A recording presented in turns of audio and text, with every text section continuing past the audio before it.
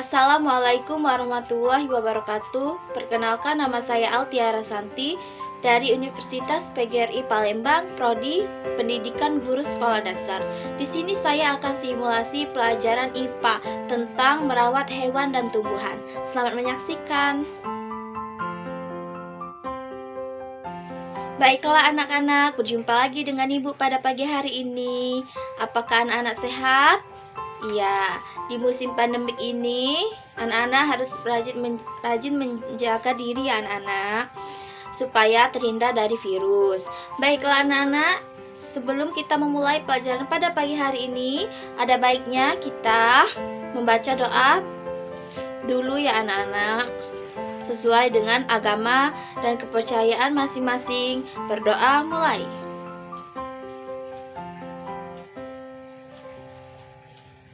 Berdoa selesai.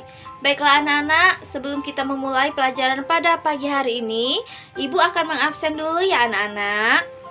Baiklah, Aldo hadir, Bunga hadir, Citra hadir, Dani hadir. Baiklah, hadir semua ya anak-anak. Baiklah, di sini apakah anak-anak ingat pelajaran minggu kemarin? Baiklah, Ibu akan menjelaskan pelajaran minggu kemarin dulu ya anak-anak, tentang Bhinneka Tunggal Ika. Jadi anak-anak, kita sebagai Indonesia harus bersatu sesuai dengan semboyan kita ya anak-anak, yaitu Bhinneka Tunggal Ika. Karena kita memiliki beragam kebudayaan dan suku bangsa, oleh karena itu kita harus bersatu. Baiklah anak-anak, langsung saja Ibu akan memulai pelajaran kita pada pagi hari ini tentang merawat hewan dan tumbuhan. Jadi anak-anak, selamat menyimak, dan jika ada pertanyaan nanti ditanyakan ya anak-anak. Baiklah, yang pertama itu adalah hewan dan tumbuhan. Hewan, tumbuhan, dan berbagai kekayaan alam yang ada di Indonesia adalah sumber daya alam yang tak ternilai harganya. Berdasarkan ketersediaan di alam, sumber daya alam dikelompokkan menjadi dua, yaitu sumber daya alam yang tidak dapat diperbarui dan sumber daya alam yang dapat diperbarui. Apakah anak-anak tahu apa itu sumber daya alam yang dapat diperbarui dan tidak dapat diperbarui? Iya, jadi sumber daya alam yang dapat diperbarui itu adalah sumber daya alam yang dapat dikelola atau digunakan untuk seterusnya, seperti air, udara, hewan, serta tumbuhan. Sedangkan sumber daya alam yang tidak dapat diperbarui itu tidak bisa didaur ulang atau dikelola kembali, yaitu adalah minyak bumi, batu bara, biji besi. Nah, itulah sumber daya alam kita ya anak-anak. Selanjutnya, baiklah anak-anak, selanjutnya Ibu akan menjelaskan tentang hewan. Hewan adalah makhluk hidup yang dapat berkembang biak dan makhluk hidup yang bisa bersiklus atau membentuk perubahan. Jadi, Ibu akan menjelaskan tentang siklus hewan ya anak-anak, yaitu kupu-kupu. Jadi, siklus kupu-kupu adalah yang pertama, dia kupu-kupu dewasa menjadikan telur, lalu ulat, kepompong kupu-kupu, dan keluarlah menjadi kupu-kupu kecil. Dan siklus ini mengalami perbentukan perubahan. Bentuk perubahan ini dinamakan metamorfosis. Jadi anak-anak, setelah siklus yang Ibu bacakan tadi, siklus kupu-kupu dari telur menjadi kupu-kupu kecil, itu dinamakan metamorfosis, bentuk perubahan. Dan selanjutnya Ibu akan membacakan tentang tumbuhan. Anak-anak tahu apa itu tumbuhan? Jadi, tumbuhan adalah suatu bentuk makhluk hidup yang berupa atau menghasilkan oksigen. Itu tumbuhan. Tumbuhan bermanfaat bagi kita ya anak-anak, untuk membersihkan udara agar sejuk, bisa berbentuk untuk makanan, bisa juga sebagai oksigen.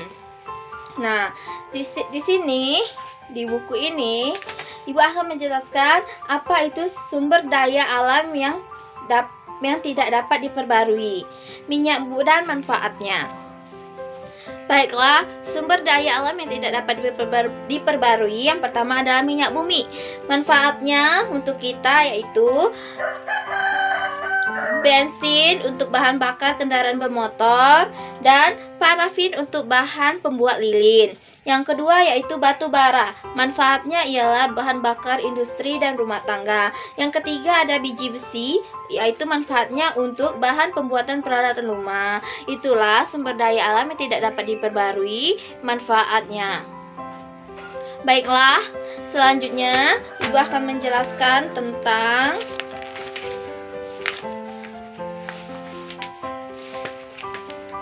membandingkan siklus hidup melalui pengamatan. Jadi, hewan dapat membantu mengobati hewan yang sedang sakit. Hewan harus mengetahui bagian tubuh hewan. Sebelumnya, kita telah mempelajari siklus hidup hewan. Ada hewan yang mengalami perubahan bentuk atau disebut metamorfosis. Ada juga hewan yang tidak mengalami perubahan bentuk tubuh sama sekali atau selama siklus hidupnya. Nah, hewan-hewan metamorfosis. Nah, jadi metamorfosis itu terdapat dua, yaitu metamorfosis sempurna dan metamorfosis tidak sempurna. Baiklah, anak-anak, Ibu akan menjelaskan metamorfosis sempurna. Metamorfosis sempurna merupakan terdapat perbedaan bentuk tubuh hewan saat lahir dengan bentuk dewasanya. Jadi, bentuk dia kecil dan bentuk dia dewasa itu sangat berbeda. Dia kecil seperti ini dan saat besar seperti begitu. Dan kedua, terdapat fase pupa atau kepompong. Terdapat 4 fase dalam metamorfosis sempurna, yaitu telur, larva, pupa, dan imago. Selanjutnya anak-anak, yaitu metamorfosis tidak sempurna. Metamorfosis tidak sempurna yaitu proses pertumbuhan dan perkembangan hewan dengan bentuk tubuh saat lahir sama dengan bentuk dewasanya.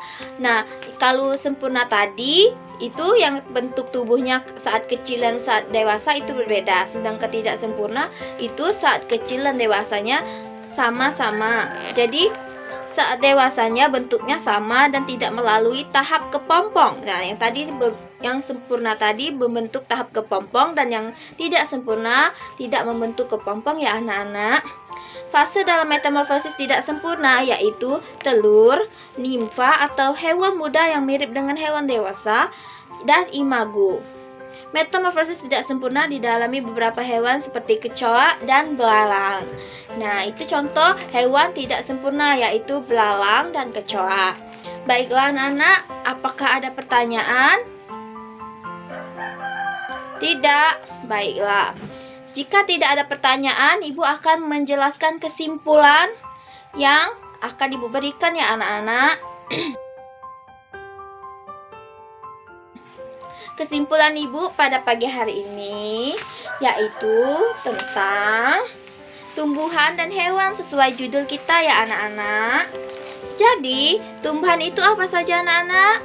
Padi, kapas, jati. Apa saja anak-anak manfaatnya?